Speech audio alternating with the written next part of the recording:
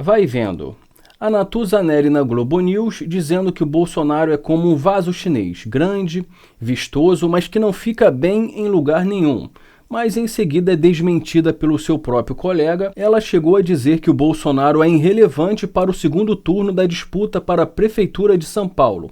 Ex-jornalismozinho fuleiro e militante. Por outro lado, o Rui Costa Pimenta do PCO, esquerdista, comunista, disse que o Bolsonaro deu um banho extraordinário na esquerda, uma comentarista da CNN dizendo que a esquerda está definhando nos resultados. E para fechar com chave de ouro, vamos ver o Alexandre Garcia nos dando uma boa noção do que estaria por trás da frase "o comunismo não existe", frase que nós já ouvimos de políticos e de artistas. Bom, dá uma parada agora aí, inscreva-se no canal, deixe o seu like, deixe o seu comentário, porque assim a plataforma entende que de alguma forma esse conteúdo é relevante e mais uma vez eu agradeço. E vamos começar com a Natuza iludindo a sua audiência, tentando diminuir o tamanho do Bolsonaro e consequentemente da direita.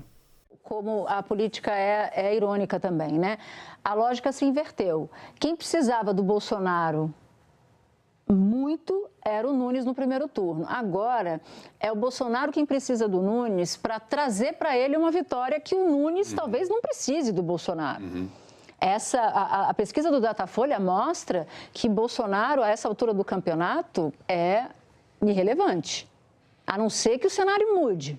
Se o cenário mudar, talvez Bolsonaro passe a ser um ativo, mas agora, até aqui, não me parece. Sinceramente, olhando daqui, a impressão que dá é que é um jornalismo que não se leva a sério. Primeiro, ela diz que o Bolsonaro precisa do Nunes. Ela tá falando sério? Bom, aí depois ela diz que o Bolsonaro é irrelevante. Mas calma aí, mas isso se o cenário não mudar? Calma aí, poxa. Se ela falar que o senhor Antônio, lá do sul, lá do interior, que ninguém conhece, é irrelevante, bom, talvez até fizesse sentido. Mas o Bolsonaro, o maior líder da direita, ela falar que é irrelevante a não ser que o cenário mude, então não é irrelevante. Mas tem mais, vamos ouvir. Então, o personagem Bolsonaro é, como citava Cristiana Lobo, um vaso chinês, que é aquele vaso grande, muitas vezes, né? Vistoso. Opulento, vistoso, mas que não fica bom em nenhum lugar. Você bota aqui, o vaso não vai. Você bota ali, o vaso não vai. Você bota aqui, também não combina com os móveis da casa. Nesta eleição de São Paulo. Isso eu não estou nem falando das capitais. Belo Horizonte, ele pode ter um papel. Sim, estou falando especificamente... Eu estou falando especificamente na eleição de São Paulo. Ele pode ter um papel.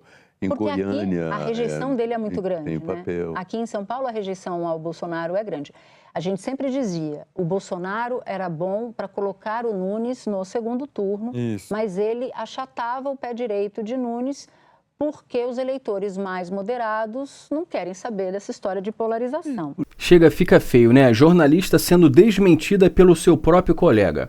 Independente se ela está falando da eleição de São Paulo, como dizer que o Bolsonaro parece um vaso chinês que não fica bem em nenhum lugar? Bom, o Nunes parece que discorda porque está querendo sim o apoio do Bolsonaro. A esquerda tentou construir uma narrativa de que o Bolsonaro já não é mais o mesmo por conta dessa disputa para a Prefeitura de São Paulo, mas que o próprio Bolsonaro não quis participar de uma forma mais ativa porque, afinal de contas, apesar dele ter um acordo aí com o presidente do PL, o Valdemar Costa Neto, não tinha um candidato ali para a Prefeitura de São Paulo que ele realmente estava completamente de acordo. Ele mesmo disse que o Nunes não era o candidato dos sonhos dele, mas a esquerda ainda continua com essa narrativa de que o Bolsonaro não é mais o mesmo, mas não é o que acha o Rui Costa Pimenta, esquerdista do partido PCO.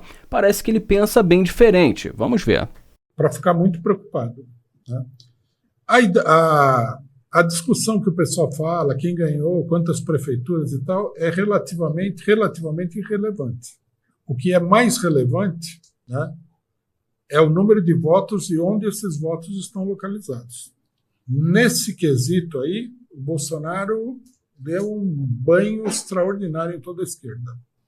Bolsonaro sozinho, porque Bolsonaro não é toda a direita, toda a extrema-direita. Só o PL do Bolsonaro, né, limpou o chão com a esquerda. Se a gente somar tudo, todo o voto da esquerda não chega nem perto do voto do Bolsonaro. Desse fato aqui, nós temos que tirar muitas conclusões, né? Eu, por exemplo, eu tenho falado incansavelmente em vários lugares que a perseguição judicial não vai deter o bolsonarismo. Na mente do esquerdista, afetada provavelmente pelo uso de drogas, é o contrário. Se um juiz do STF condenou o cara, toda a população vai atrás condenando a pessoa. Nós já tínhamos mostrado que o prestígio do STF, que foi calculado em algumas pesquisas, era baixíssimo, mas não há como convencer o esquerdista, pequeno burguês, né? Quando ele põe uma ideia na cabeça, ele é pior do que um fanático religioso. Está aqui o Bolsonaro liquidado. Ou como diz os esquerdistas falam o tempo todo, o PT e outros, o inelegível. Ele pode ser inelegível, mas ele elegeu um monte de gente aqui. Ele é o maior eleitor do país. Vai chegar uma hora que o poder da extrema-direita vai ser tão grande que você não vai ter condições de conter. E como vocês ouviram, ele falou que o PL do Bolsonaro limpou o chão com a esquerda. Eu acho que é preciso ter autocrítica à esquerda. Subestimar o adversário não acaba bem e parece que alguns jornalistas da esquerda já estão se dando conta disso. Vamos ver essa jornalista da CNN dizendo que a esquerda está definhando nos resultados. Para mim, realmente, o grande impacto é o recado que fica de que, embora o presidente Lula tenha voltado ao poder, né, com o governo Lula 3, o antipetismo não acabou no país. Esse recado saiu das urnas e o impacto dele vai continuar para 2026. Então, ou o PT e a esquerda como um todo mergulham para entender os recados que saem com essas eleições de 2024, ou eles mergulham para entender isso, ou realmente vão enfrentar muito mais problema em 2026. Os recados políticos que ficaram são muito fortes. A gente teve todo um crescimento, né, uma ampliação do centro e do centro-direita. A esquerda definhando no resultado, e o PT, onde conseguiu avançar um pouco mais em coligações, em parcerias que não foram as parcerias erradas, porque também foram feitas várias articulações erradas em algumas cidades, deixando o PT fora da corrida no segundo turno, mesmo nesses locais termina que o PT ficou com uma imagem paralela. Então, pessoal, nós sabemos que o comunismo existe, é um assunto sério, e confesso que causa uma certa frustração quando nós aqui tentamos mostrar, falar da seriedade, né, da complexidade, da seriedade, das consequências do comunismo no mundo e também aqui no Brasil. Causa uma certa frustração quando artistas, políticos, entre outros, tentam minimizar o tema, fingir que não existe. Eu me lembro aqui a Paola Carrossela dizendo que a direita está lutando contra um comunismo imaginário, lutando contra moinhos de vento, como ela mesmo disse. Mas talvez depois de ver esse próximo vídeo do Alexandre Garcia, talvez nos ajude a entender o que estaria por trás dessa frase, o comunismo não existe. Eu vou ficando por aqui, muito obrigado, inscreva-se no canal, deixe o seu like e até a próxima. Eu também. A insistência em dizer que não existe comunismo. Sim, existe. Né? E o essencial é convencer as pessoas de que ele não existe, para que ele possa crescer sem ter o anticomunismo a tolher-lhe esse crescimento. É assim que funciona. Agora, por exemplo, dia 22 começa a reunião dos BRICS em Kazan, na Rússia. Lula vai lá. Sabe quem vai entrar nos BRICS? O Irã. Nessa reunião agora. Sabe quem está pretendendo entrar também? Vai acabar entrando? Cuba. Estão entendendo?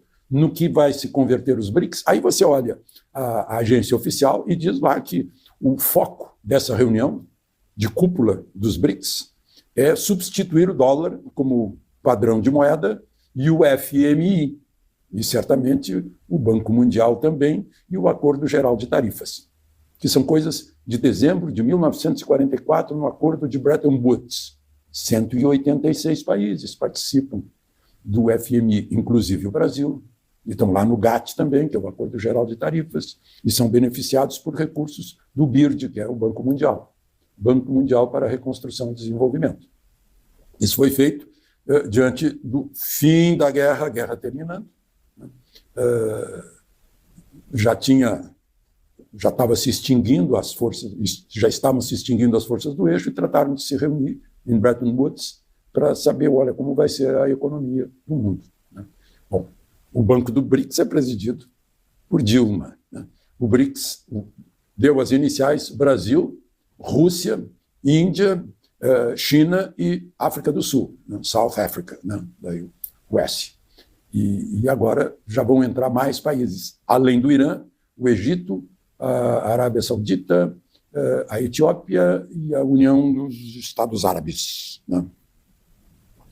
Bom, então, já perceberam que o BRICS está reunindo países para fazer frente à economia do mundo ocidental, a economia da nossa cultura, da cultura judaico-cristã. Por isso que o Irã está entrando, que quer acabar com a cultura judaico-cristã e implantar a outra cultura. O Estado teocrático do Irã, que entra agora. Importante isso.